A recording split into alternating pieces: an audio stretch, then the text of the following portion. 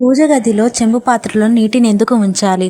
పూజ గదిలో చెంబు పాత్రలో తీర్థం ఉంచడం చేస్తున్న సాధారణంగా పూజ గదిలో చెంబు లేదా మట్టి పాత్రలో నీటిని ఉంచడం చేయొచ్చు.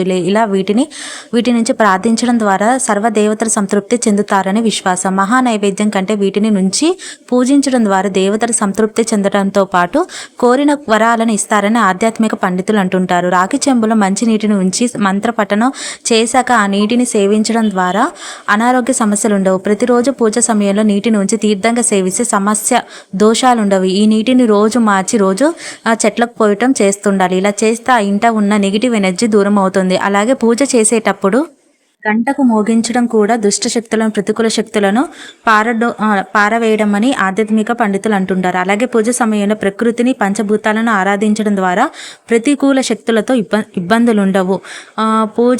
పూజ గదిలో పాత్రలో నీటిని ఎందుకు ఉంచాలి ఇప్పుడు ఈ వీడియోలో తెలిసింది కదా. Thank you for watching.